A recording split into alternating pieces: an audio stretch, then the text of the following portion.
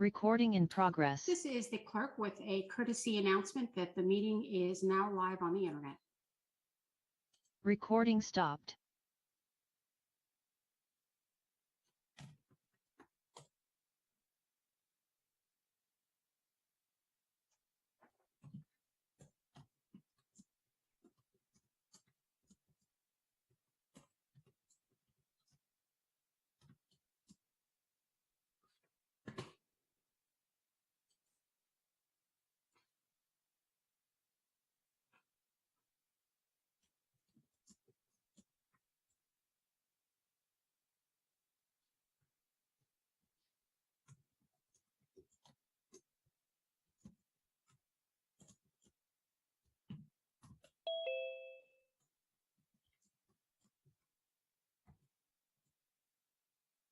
Good morning, Michael. Would you like to do a mic check? Yes, check, check. Can you hear me? I sure can. Thank you. Wonderful, thank you.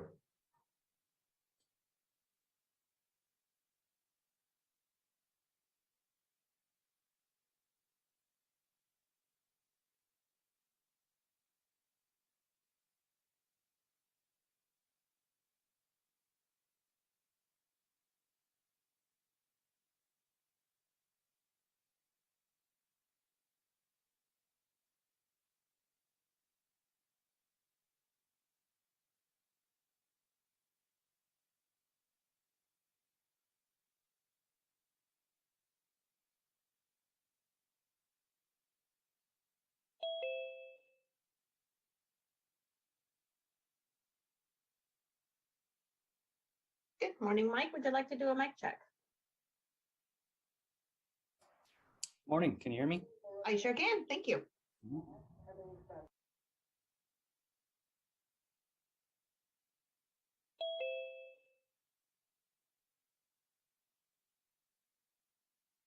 Good morning, Natalie. Good morning. And I hear you loud and clear. Thanks.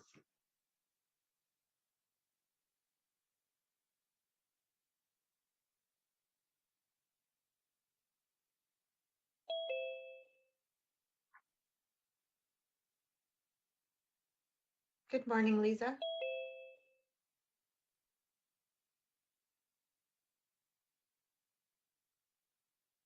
Lisa, would you like to do a mic check?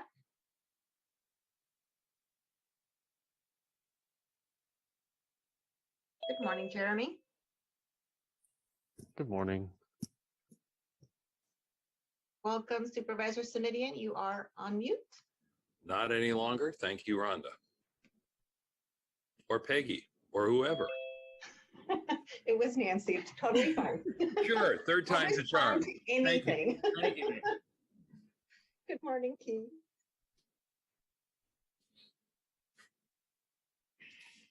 Good morning.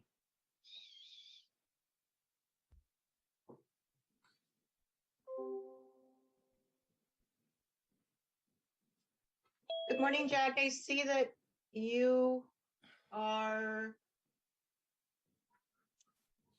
listed under Lisa's. Hi, Jack.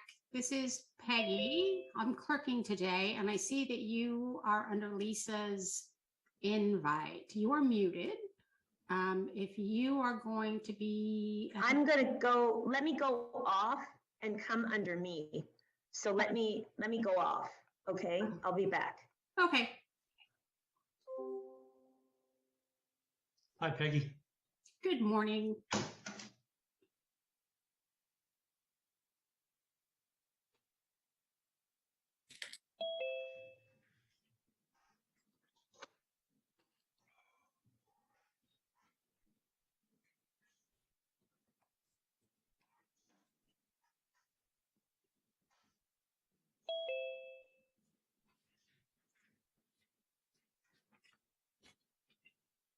Okay, I'm me, right?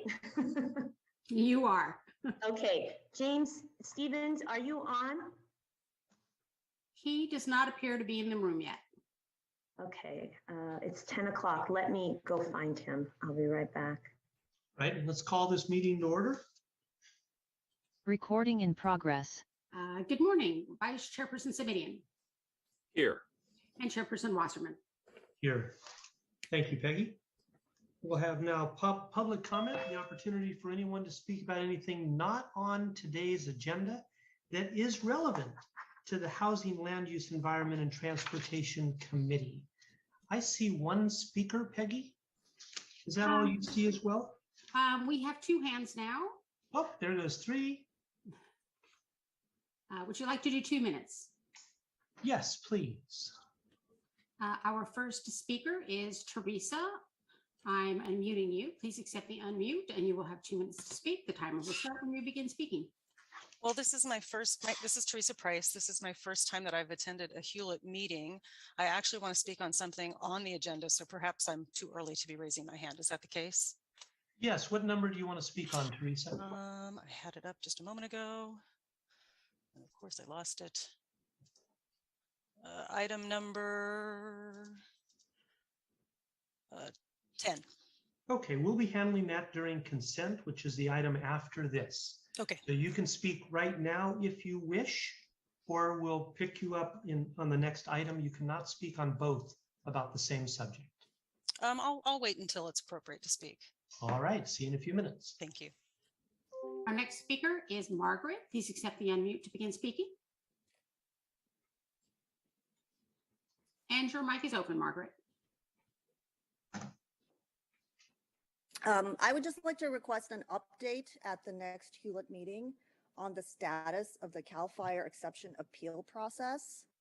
That this was discussed 2 months ago and there hasn't been any update since. Projects are continuing to be blocked on account of unconstitutional requirements.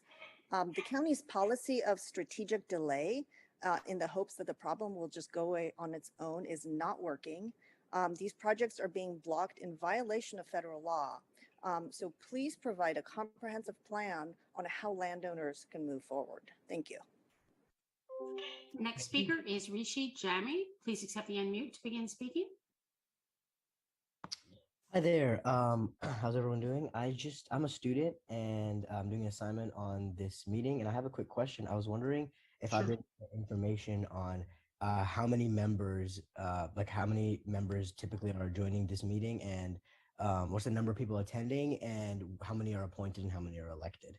Sure, Rishi. We normally don't respond to public comment, but I will tell you this particular committee is one that is Supervisor Simidian and I sit on. We're a board of 5, so we can't have more than 2. That would be a Brown Act violation. There are currently 19 panelists, and there's probably right now 3 or 4 members of the public. So I would guess there's about 15 county staff that are here because this committee meeting deals with housing, land use, environment, and transportation issues. Got it. Right? Thank you so Good luck in much. your studies. Thank you so much. Appreciate it. You're welcome. And that concludes our speakers. Thank you, Peg. I appreciate that. Now we will move on to item number 3, Supervisor Simidian. Our agenda currently shows items 7 through 14 on consent. Anything you'd like to add or subtract? Mr. Chairman, I'd like to move approval of the consent calendar as contained in our published agenda with the addition of item number 4, where I think the staff report covers the matter quite adequately. And I would like to, if there's a second from you on the motion, I would like to ask a quick question of staff regarding farm worker housing and if and when that is going to come back to our committee for possible action. Thank you. Would you like to ask that question of staff now or after we hear from our public speaker? Why don't I just go ahead and ask staff now if they can give us an update. I'm thinking that we're going to hear back on this farm worker housing referral that you and I authored together, Supervisor, in May, but I just want to confirm that that's the plan. I don't want to let it slip by us. Thank you. And who do we have from that department that can respond to the supervisor's question? Thank you, Chairperson Wasserman. Consuelo here with the Office of Supportive Housing. I can confirm we're scheduled to come back in May. Great. All right. Well, thank you for that. Then I'm happy to move approval of the consent calendar as contained in our published agenda with the addition of item number 4 And I would also say, Mr. Chairman, I would urge you using the power of the chair to convey extra credit on Rishi, the student who is participating in today's meeting. There you go.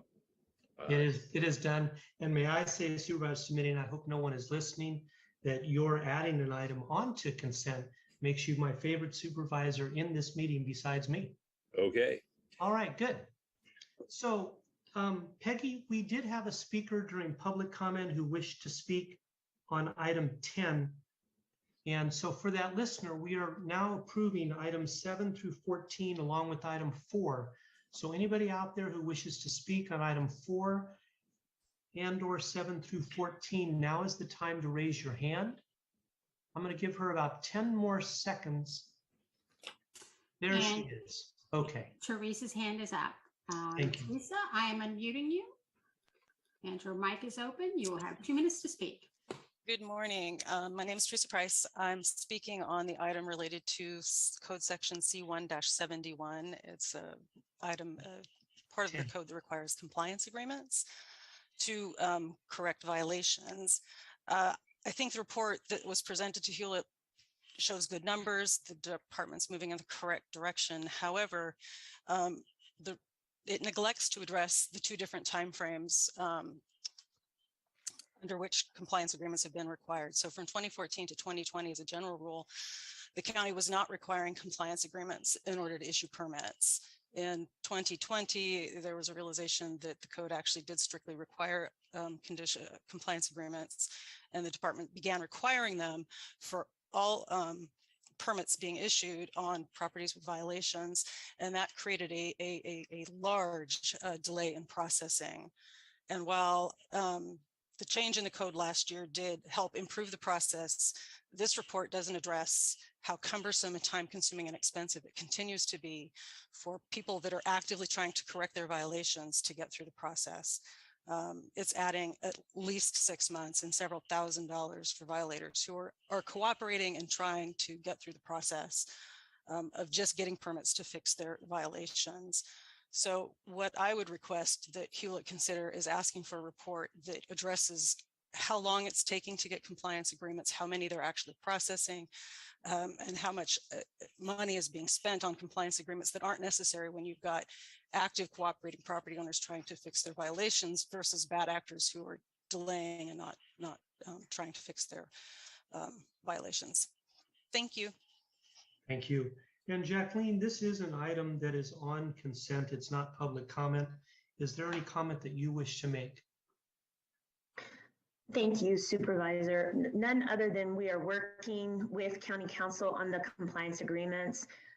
We do know that it has been a very cumbersome process, a process that we are addressing collectively in a unified voice with County Council. And so we're trying to streamline that process. I do want to say that while we do have active public members who desire to come into compliance, these are not existing legal uses. These are illegal uses. C171, the modification to our code, allowed us to not have to secure compliance agreements for people who were restoring their property back to legal uses or legally permitted uses. Compliance agreements are not required in those cases. So I would just like to let Hewlett know we are working actively, collectively with County Council to streamline this process. Thank you. Supervisor Smitty. Supervisor Wasserman, I think both points are well taken, and I think what I would do is just perhaps add to the motion, if you're amenable as a seconder, a request that we get a report back on the further efforts to streamline. I know what we're getting today is frankly a piece of that work, but what I'm hearing from the member of the public, and I think it's a legitimate observation, is the reason we have to streamline is because to go through the full process is really quite challenging still. And I hear from Ms. Anshano that we're still working on that, and that's, I think, as it should be. So just, I'll leave my motion intact, but add a second that we hear back on further progress on efforts to streamline before year end at Hewlett, if that's amenable to both planning staff and to you, Mr. Wasserman. Yes, it is amenable to me. Thank you. And that was a motion you made, which I'm happy to second. Jacqueline, is that understood? Yes, it's understood. The Thank you. direction. Thank you. We need a roll call vote. Thank you, Vice Chairperson Simitian. Aye. And Chairperson Wasserman. Aye. All righty. With that, we're going to move on to item 5. S4 was handled in consent. That's received report from our Santa Clara County Central Fire Protection District. And let me just flip over to that. Relating to options regarding the pre-fire management and wildfire resilience program. And I see our new chief, Suwana. Sorry, Chief Gerdgau. Good morning. Good morning. Good morning, Chef. And Chief Glass, nice to see you. Good morning. Good morning, Chairperson. Chief Gerdgau, your audio is not working. Morning, Chairperson Wasserman and Supervisor Simitian. Stand by. You're okay now. How about now? Text Yes. 1, 2, 3. Okay, great. Apologize for those little IT glitches here. I'm in transit, traveling in transit. I want to thank you both for the opportunity to speak on the wildfire risk and mitigation strategies that affect our county and our communities. Starting with Fire Chief Tony Bowden and Assistant Fire Chief Brian Glass, they were exploring and gathering information, determining progressive effective ways to mitigate the increasing wildfire risk, as well as the outreach efforts to inform and educate the public. This has been a focal point for the department. I'm going to turn over the presentation to Chief Glass, and Chief Matheson is available, who is the department's wildfire officer, to speak on the work the department has done and is proposing as part of the pre-fire management and wildfire resilience program in the department. Chief Glass. Thank you, Chief. Good morning, Chairperson Wasserman and Supervisor Simitian. Brian Glass, Assistant Fire Chief, Santa Clara County Fire. I also have with us Battalion Chief Mike Matheson, who is our Chief of Wildfire, Pre-Fire Management, Wildfire Resilience. I'm going to begin with a quick screen share. Stand by while I get that going. All right, can everyone see the screen okay? Yes, we can. Okay. All right, well, as the chief so eloquently put, we started this project back in late 2020, recognizing the wildfire risk as we saw the mega fires within California starting to increase. And Chief Bowden, under his leadership, we began building out our wildfire pre-fire management, wildfire resilience program with the addition of Battalion Chief Mike Matheson. Basically, what we're looking at as we report back today is that we broke this into a two-pronged approach.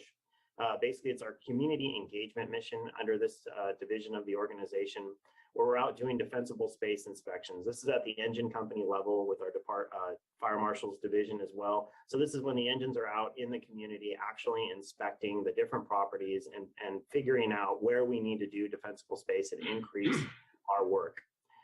This is also an opportunity for us to leverage the $2 million grant that we have secured in partnership with the West Valley cities, including the town of Los Gatos, for a wildfire specialist position.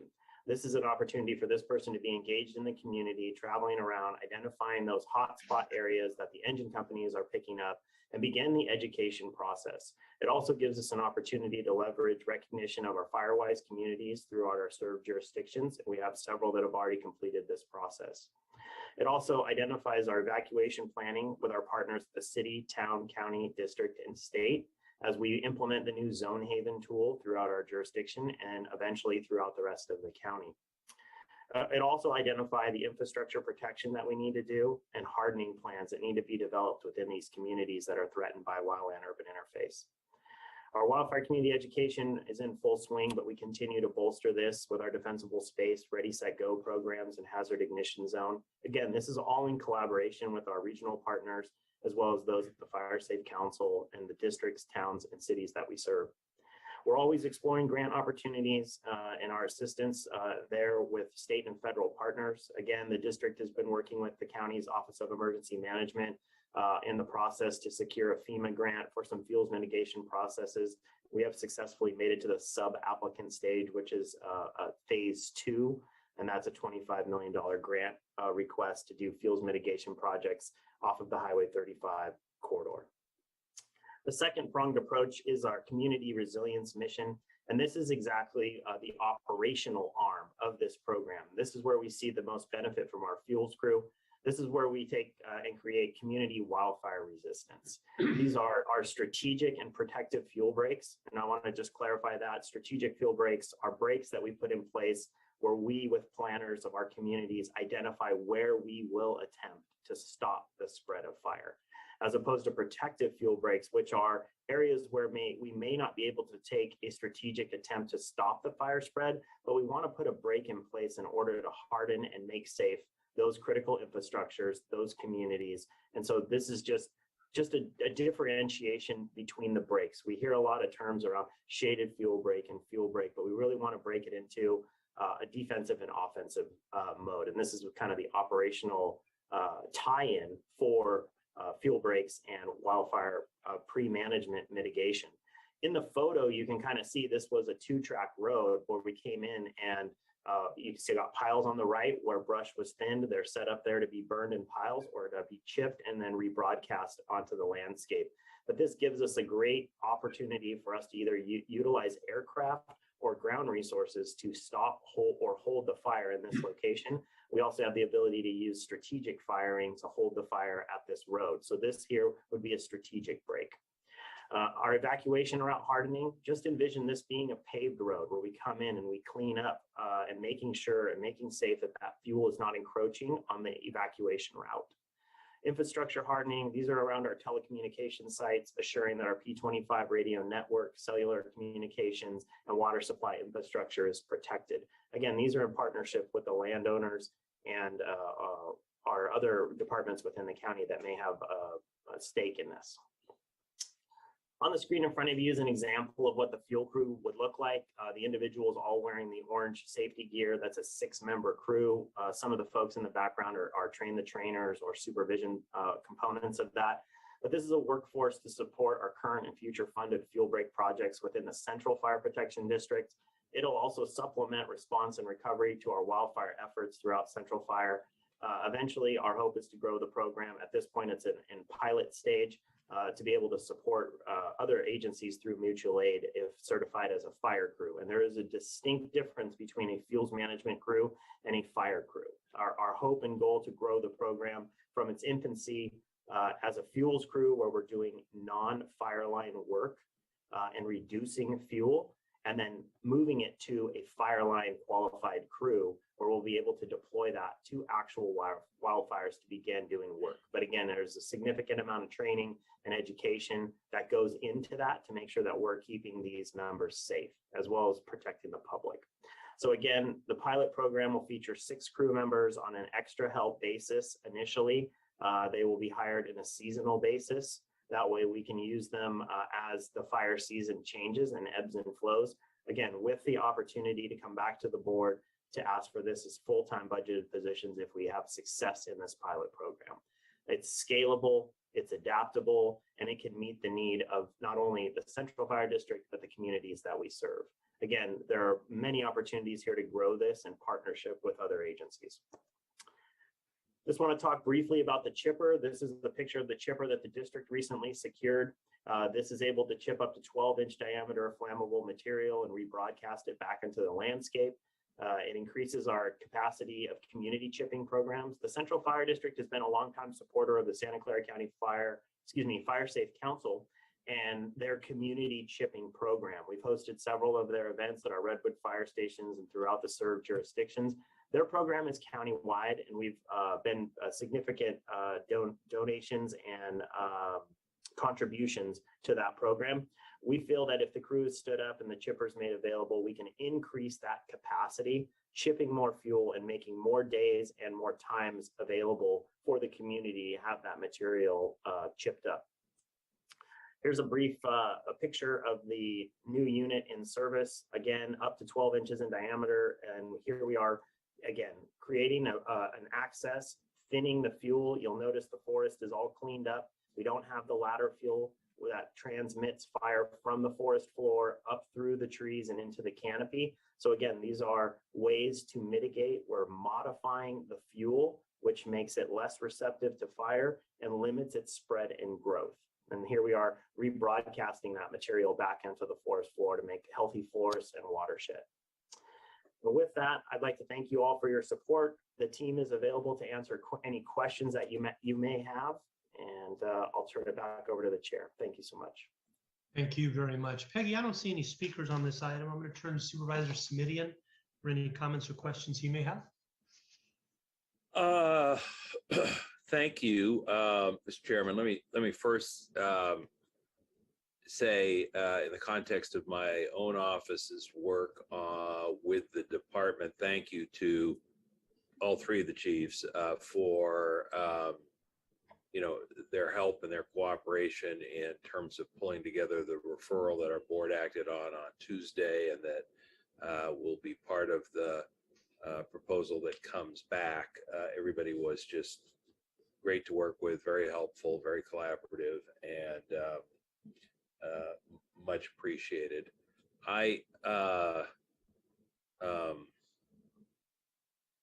Couple of things. One, just as a process point, Mr. Chair, could we ask the district to make sure that they get their PowerPoint shared with the clerk of the board so it could be posted on the Hewlett page so that the public has access to the PowerPoint, just because I thought there was a lot of good information, and I think we're just seeing the PowerPoint for the first time now, and so if we can get it into the system, then it'll be there for the public. So that's just a request there. I would ask any of the chiefs who are appropriate to respond. There was passing mention of more days and/or more times for the chipping program as a way to expand the program. I got to tell you, my default is sort of let's do both if we can. So let me ask the chiefs how we can, maybe I'll fold that into a motion in a minute, but is it possible to do both? I do think, expanded hours for folks who may have a schedule limitation is great, but I also think the more days, the more likely we are to find we didn't miss folks. Thoughts? Chiefs? Yeah, I'd be happy to speak to that. Again, this is a partnership that we've had with the Santa Clara County Fire Safe Council. So again, we would need to sit down with them as partners and be able to work with them on how we can increase that workflow. I think they already have scheduled days, and what our vision is to support them in that process, because they're a nonprofit and they're able to use funds a little bit differently than how the fire district can. But I think capacity, by having two chippers chipping at the same time on the scheduled days, and then possibly being able to increase the work by having our crew there available to feed the chipper unit more quickly, will allow for a greater volume of woody biomass to be chipped up and disposed of. So the answer is yes. Any concern if when we forward a motion here in a moment, we specifically direct you all to negotiate with them for both additional hours and additional days? Is that fine? I think both of those are attainable, Supervisor. Yes. All right, thanks. And I should take yes for an answer on that one, Mr. Wasserman. But what I would say is, for various public programs, everything from trash pickup to recyclables, electronic waste, so on. It's been my experience over the years now that the one concern I hear from people is, if it's only one day, it just doesn't work for people. If it's only 2 days, it just doesn't work for some people. So trying to give them a few more options and also lengthen the hours. That sounds great. Thank you, Chief Glass. I am prepared to move that we send this forward to the full board for May 3rd with a favorable recommendation and the specific direction that I just articulated, Mr. Chair, to direct the district to see if they can negotiate both additional hours and additional days and to fund those to the extent that we need to. Other than that, I'll just say thanks again. Leading up to Tuesday's meeting and today's presentation, everybody at the district could not have been more helpful as I looked at this from a District 5 newly drawn perspective. So. That newly drawn didn't escape me. Thank you. Thank you very much. Yes, I will be seconding your motion. I also want to say, as I mentioned during the board meeting, the one just passed, I strongly support the efforts to increase wildfire preparedness within the Central Fire Protection District. Many communities, especially those classified as very high fire hazard severity zones, require substantial vegetation management and community engagement plans to better prepare for wildfires. Our county fire crews have already been deploying many of these efforts, and I hope possible actions from this report will multiply their magnitude and effectiveness. And Supervisor Simidian, as my supervisor, I want to thank you for the motion that you just made to help increase the fire safety and protection of the area around me. Well, Supervisor, thank you. But in all seriousness, I couldn't resist. I'm sorry. In all seriousness, looking at all three chiefs here, I know you know that the district and your folks get deserved kudos when there's a moment of crisis and people have to step in. But I just want you to know, because I think sometimes you wonder, does anybody get it? And I just want you to know that we do. How important this work is to prevent that from ever happening, and to make sure that if it ever does happen, and we know regrettably it will, that it's mitigated to the greatest possible degree. And that's not only a real boon to public safety, but it's also important to keeping your own folks safe in the district. And that's an important priority for us as well. So it may not be as glamorous, and you'll never get thanked for the fire that didn't happen.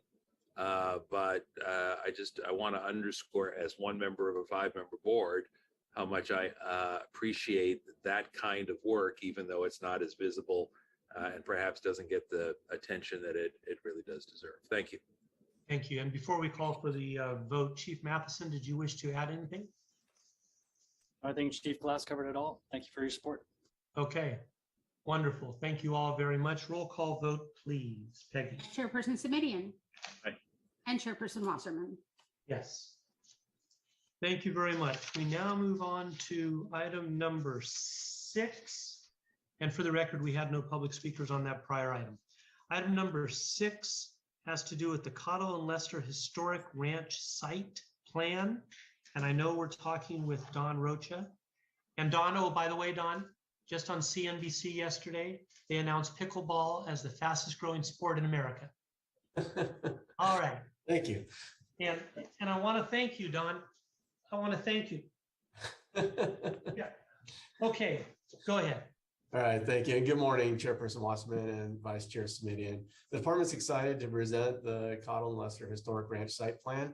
This portion of Marshall Cottle Park will be a wonderful addition and enhancement through preservation and interpretation of the history and the recreational amenities being proposed. Today we have Senior Park Planner Kim Brousseau and April Miller from the consulting firm of RRM. They'll be doing the presentation, and then Principal Planner Jeremy Farr is also with us today to answer any questions. So with that, I will turn it over to Senior Planner Brousseau. Great, thank you, Don. Good morning, supervisors and members of the committee. Kimberly Brousseau, Senior Planner. And again, we have with us today April Miller from RRM Design Group, who is our consultant who's been working on this project. And okay, there we go. Next slide. Marshall Cottle Park is a 287-acre property located in a residential and commercial neighborhood of South San Jose, bounded by Branham Lane, Snell Avenue, and Chenoweth Avenue. The park is jointly owned by the California Department of Parks and Recreation and the County of Santa Clara Parks and Recreation Department. The park has been continuously farmed by the Cottle and Lester families for over 150 years, from 1864 to the present. The park is a public historic agricultural park, educational facility, and working farm that promotes and sustains farming traditions for the residents and visitors of Santa Clara County. Next slide.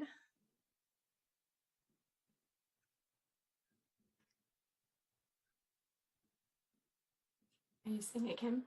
I was gonna say, I'm not seeing the next slide. Is everyone else? Okay. see. Go right ahead while they catch up. Okay. When the property was donated in 2004, Mr. Walter Cottle Lester reserved approximately 31 acres as a life estate for himself and resided on the property until he passed away in 2014. At that time, the life estate reverted to the county and the department initiated the planning process for the future reuse of the site.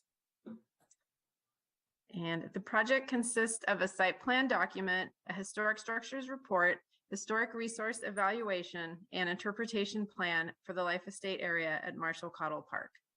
The site plan document guides the development of the life estate area at Marshall Cottle Park in accordance with the mission and vision of the department and the donor's vision.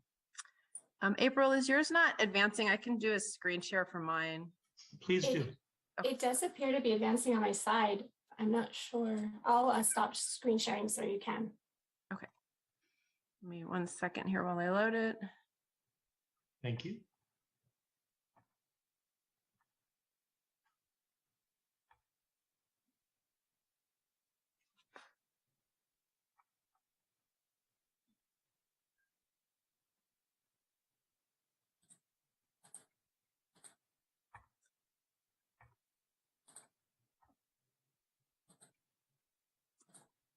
Okay, it loaded earlier, but now I'm having some problems loading it.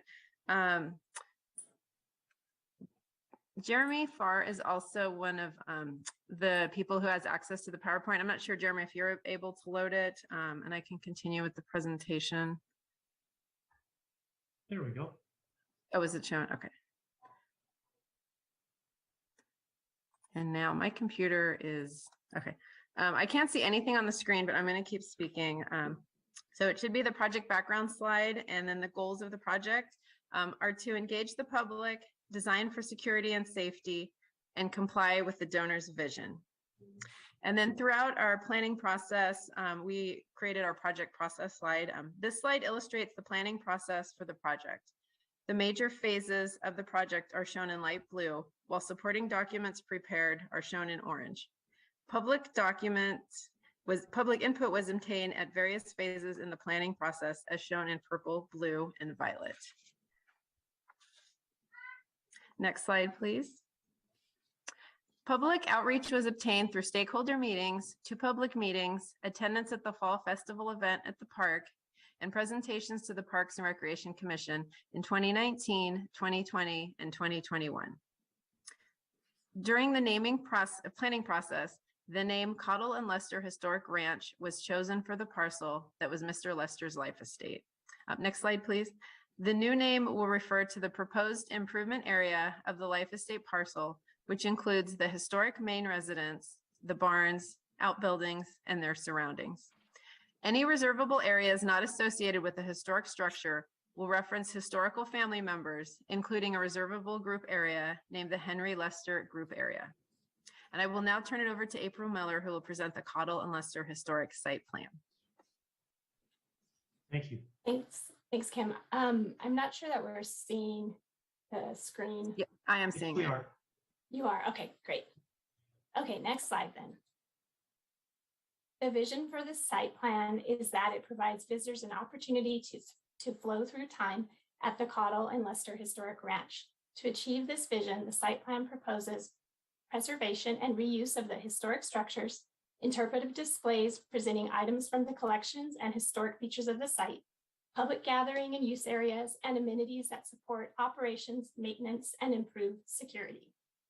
Next slide.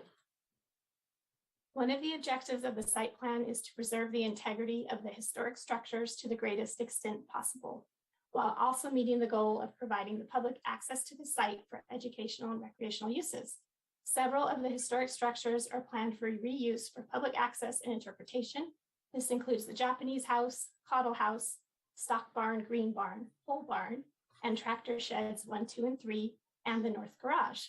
All other structures and features are to remain protected in place. Next slide. This slide shows a graphic illustration of the site plan. The planned uses for the historic ranch can be organized into 3 general categories: park and recreation facilities, educational and interpretive opportunities, and support for local agriculture. As a public park, the ranch will provide day use recreational opportunities for the public, and provide family gathering areas and reservable special event space. In terms of education and interpretation, the ranch will provide opportunities for visitors to learn about family farm life and the importance of agriculture in Santa Clara County, both in the past and in the present. Programming may include demonstrations, lectures, docent-led tours. Topics may include sustainability, agriculture, gardening, animal husbandry, or historic preservation. In alignment with the vision for the park, much of the historic ranch will continue to be used for agricultural purposes. The fields south of the historic residence will continue to be cultivated. The family orchard and kitchen garden will be maintained and interpreted for the public's education. Next slide. The next series of slides will focus on specific areas of the site plan to provide a closer look of the vision. On screen is an enlargement of the main entry area near to the existing visitor center. Amenities here include outdoor classroom with the lawn area, 2 picnic areas, and an interpretive orchard. Next slide. The main entry includes a seating area with a display of farm equipment from the collections. This slide shows an illustration of how that area may look and feel. Next slide. The outdoor classroom provides shelter and a venue for educational and interpretive programming. There is a flexible lawn space adjacent to the outdoor classroom that can accommodate special programming and will be available for day use. This illustration imagines a school group gathering in the outdoor classroom. Next slide. Traveling around the site plan in a clockwise fashion, we arrive at the Cottle and Japanese house areas. The site plan proposes repurposing both these structures as museums that will allow the public to access the historic buildings. Additional amenities in these areas include interpretive features such as a kitchen garden and exterior signage exhibits. Next slide. With demand being high for reservable event spaces at county park facilities, the vision for the historic ranch proposes a special event area for public use. The event area features repurposing the green barn as an indoor event venue, an outdoor event lawn, and an amenity building that would provide a restroom and changing room facilities. Next slide. This is an illustration of that event area. Next slide. The Central Historic Ranch Park area proposes several features that will help interpret the rich history, conveying the day on the farm feeling to visitors. The site plan proposes repurposing the stock barn and pole barn for public access and interpretive purposes, and tractor sheds 1 through 3 for display of equipment from the collections. Next slide. To support operations and maintenance, the site plan proposes a new maintenance shed with yard and a site host area. The site host area will include space for up to 10 site hosts at full build out of the master plan and site plan. The number of site hosts will likely gradually increase as the site plan is implemented. With all the amenities planned for this historic site, a number of site hosts will be needed for the ongoing operation, maintenance, interpretation, and security of the historic ranch. Marshall Cottle Park will be one of the most interpreted sites in the county park system, and setting aside these spaces for hosts will ensure that all the elements in the site plan will be implemented to the high standard. These amenities are located on the southern side of the historic ranch and will be accessible via a service bypass road, which is not open for public use. As mentioned, landscaping will screen these amenities from views. Next slide. The site plan proposes a security fence around the perimeter of the historic ranch with access controlled by gates. Public pedestrian access gates are shown by the yellow and orange arrows in the illustration. The blue arrows are vehicular gates restricted to staff, operations, and emergency use only. Next slide. Increased staffing needs are anticipated once public access is provided to the site to accommodate the additional park maintenance, interpretation, and patrols of the site will require. County parks will evaluate staffing as implementation occurs to maintain the expected level of service and plans to expand the site host program to supplement the increase in staffing needs. A phasing strategy has been outlined to aid in the implementation that includes 2 phases. The intention for phasing the project is to help the department leverage funding opportunities and visitor priorities. It is anticipated that the project will take approximately 15 years for full build out, using the department's annual capital improvement program budget.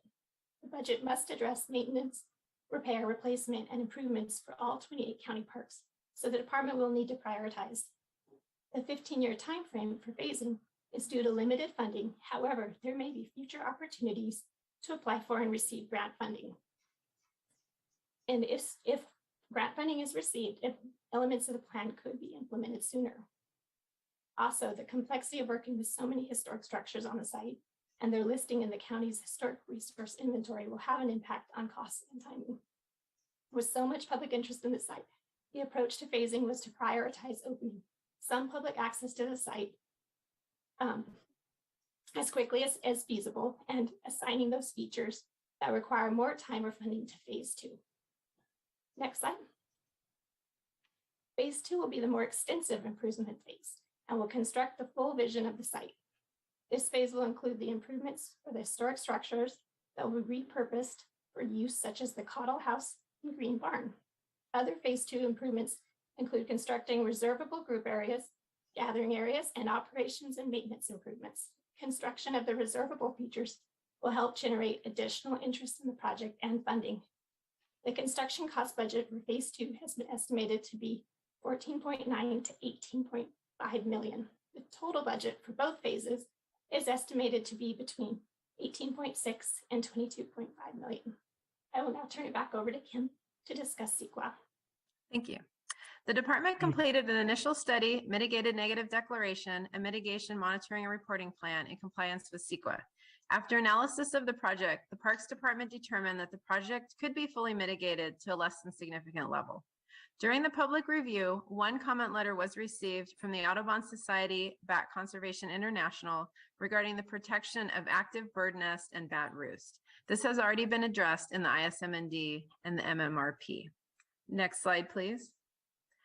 The Parks Department requests that Hewlett forward a favorable recommendation to the Board of Supervisors. The department will then present the project to the Board of Supervisors on May 24th, 2022. And our recommended action includes adopt resolution adopting mitigated negative declaration and approve the Cottle and Lester Historic Ranch Site Plan project. This concludes staff presentation. We are available to answer any questions. Thank you. Thank you, Kim. Would you please go back one screen and leave that on the screen? That's your request of the motion coming from us. And Supervisor, if it's okay with you, I would like to make the motion that we forward a favorable recommendation to our full board and give direction that this be presented at the May 24th meeting. Adopting the resolution for the mitigated negative declaration and approve the Cottle Lester Historic Ranch Site Plan project. I will take that as a motion, Mr. Chair, that I can second. So I'm happy to second it. And I do have just a couple of quick questions. Please. The first is I just want to put it on the record. I believe that the park property is in District 1, even as newly drawn. Yes. Got it. Yes, it still remains as of today. All right. And I wanted to ask the staff and or the consultants. I heard the passing reference to the letter from the Audubon Society and the issues that they raised having been addressed. Was there, and I don't know if we have any public comment at all today, Mr. Chair, but from staff or consultants then particularly important, were there any points of controversy as this conversation unfolded over a period of time? Was there, and I don't mean that in a bad way, I just mean somebody might have said, we ought to paint it blue, no, we ought to paint it green. I'm literally just curious, like, what were the debate points, if any, as this emerged? Kim, can you answer that? I can answer that. Throughout the planning process, I believe because we engaged public input, our stakeholders tried to get everyone involved early on in the process and through discussions throughout the process. There were really no controversial items. Everybody was really interested in getting this property open so it can be available to the public. And just again, our preservation of historic resources, and that is shown in the plan. And again, in our environmental review showed no significant impacts. And just doing our due diligence in our planning process, the public seemed to feel really confident in the work we were doing for this. And along those lines, no, I'll call it alternate visions of what the site might be used for, how it might be used. Gee, couldn't we do more of this? Couldn't we do less of that? You've laid out, I think, quite crisply the sort of three different pieces of the or goals of the property use, but I'm just curious. The department tried to balance recreation with also preservation of our historic and cultural resources, and I believe the plan identifies that. We have area for people to have group picnic areas, hold special events that can generate more revenue to do future build out phases, but also looking at preserving the past and really telling the story and honoring that legacy of Mr. Lester. And that balance that you struck was something people understood and accepted as you went through the stakeholder process. Yes. Yes, correct. We worked with the Marshall Cottle Park Foundation, our friends of Marshall Cottle Park, and our current park partners out in the park who all understand the visions and goals of the park, and they were in agreement with how we were proceeding. Great. Thank you, Mr. Chair. Thank you, staff. Thank you. Kim, I would like to say I see phase 2 completed in 2038, 16 years from now. If Mr. Rocha is not a county employee 16 years from now, would you please make sure that he and I get invites? Definitely. To the opening? I would appreciate that. I've been to the park more than 50 times. I know that pales in comparison to all of you, but I've been there days and nights and winters and summers and weekends and weekdays, and the joy and the diversity of people, the ages, the generations that attend and use the park the way that it is now is just enormous. And with you making these enhancements over the next decade, this is awesome.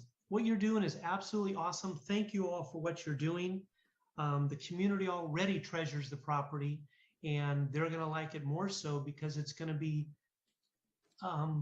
more appealing to more people. Kim and April is what I'll say.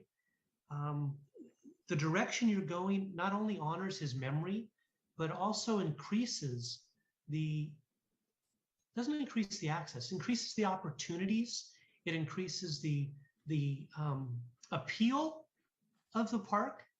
And your master plan, I'm really impressed with. And thank you. I want to say thank you for all you've done. Thank you to Walter's generosity. And this will certainly add to the county's legacy. And parks, battles every 10 years, libraries, as the most loved things in Santa Clara County. And you guys may inch ahead now with the modifications you're making to this park. So thank you very much. Supervisor Smidian, did you have another question? Well, at the risk of turning the world upside down, your comment, somewhat in jest perhaps, but it was prompted me to think through. The one reaction I had to all this is, my gosh, it certainly takes an awful long time. If the staff and consultant, if the board said, you know what, let's get this done in half the time, what would that require? So we have been, the board has been over the last couple of years, the organization during the budgetary process has been putting some monies aside during our capital. So the board has been approving those as some seed money to start in phase 1. We are also seeking additional state funding, as well as actively looking for grants to help accelerate. So I think to really cut the time down, I mean, a lot of it is with our dedicated charter fund, and the 10% allocation out is floats around $7 million a year with the allocation. So we just, without putting all the money, all our eggs in one basket, being able to distribute it and add to and enhance the rest of our 52,000 acres and the amenities. Having some time to be able to fund this over time is just, unfortunately, it's just kind of the reality of our budget. And I think it's, we are, like I said, we are seeking state funding, we are seeking federal funding, we are seeking, any grants that we can get our hands on. Being a historic preservation, we should be pretty successful in that. To help accelerate the. Mr. Roach, I'm going to interrupt you. The supervisor's asking, what more would it take to speed up the process? And let me help Mr. Roach answer the question. Since I both asked it, now I'll partially answer. So, Mr. Roach, as I heard you, what if the Board of Supervisors said we would do a loan from the general fund? I can already hear the county executive getting anxious, but we'll do it, and it'll be repaid by the charter funding, park charter funding, over some period of years, so that we don't have to wait for it to come in dribs and drabs. I don't want to, I don't want to rush the project in a way that doesn't allow for adequate time for planning and preparation, and I get that. But if the plan is, to do pay as you go essentially, and that's part of what's going to make it take so long, the amount of money involved is not inconsequential, but it's not so significant. I can't imagine we couldn't do a loan to ourselves. Thoughts? And if the answer is that's above your pay grade, I say that respectfully, then so be it. But I'm trying to think through what our options are here. So I'll stop talking and let you answer. Mr. Rocha. Yeah, I looked at key to be able to add to it. I would say as we develop the funding strategies, I think we can work with the county exec's office towards how to accelerate those other areas, but I'd look to key to be able to answer some of those. Mr. Lee. Thank you. I think Mr. Rocha hit it on the head. I think we'll work closely with the Parks Department and our finance agency to understand the opportunities and any constraints associated with that. Well, the motion that Supervisor Wasserman, thank you, good old Supervisor Wasserman made, and that I seconded, has the reason I was pausing, Mr. Chair, is because of what I couldn't remember is the date. If you want to flash it up on the screen for when it comes back to our board, is it the May 24th? 24th. That's what I thought. I'm going to ask if the maker is amenable that the motion specifically directs staff to identify options for accelerating the timeline. To be paid back. Well, accelerating the timeline with no expectation that there's a general fund quote unquote subsidy, which I know is what causes folks heartburn. But as I say, I'm open to any possibility here. I just think it's an awfully long time for a plan that has been so well considered and that seems to have unanimity of support. So that's my request of you as the maker. Happy to take that as a friendly amendment. I saw Mr. Rocha writing feverishly to capture those words. My phone's ringing, but let's go with that. That's people calling saying to hurry it up on the park. That's what that is. That's what it is. That's what it is. Okay. Bye, everybody, whoever that was. There, you're all gone. The tape on my answering machine is full. This is so embarrassing. Stop. Stop. When those little cassettes get full, then it goes back and starts erasing over the stuff. Okay. So we have that amendment to the motion captured in the record. If at all possible, can any of you in this meeting tell me how many people visit Marshall Cottle Park on an annual basis for one reason or another currently? I might be able to find it. I don't remember it off the top of my head, but if you give me a minute. See if I can find it. I'll give you a minute, and in the meantime, because I always like keeping meetings moving forward, Peggy, roll call vote, please. Vice Chairperson Semidian. Aye. And Chairperson Wasserman. Aye as well. Supervisor, we're going to get that information back from April, and then I'm ready to adjourn this meeting. I was going to go from April to May, but I'm going to go from May to April. All right, April, you go ahead. Okay. We estimate current visitation on average is 1,100 people per day. So approximately 405,000 people per year. And the future build out would estimate 5 to 10% higher. I think you're underestimating the future build out, but that will remain to be seen. Supervisor Semidian, I'm going to adjourn us to May 19th at 10 unless you have anything further to add. Thank you, Mr. Chair. Thank you to staff. Thank you to the public. I echo all those things. All right, everybody.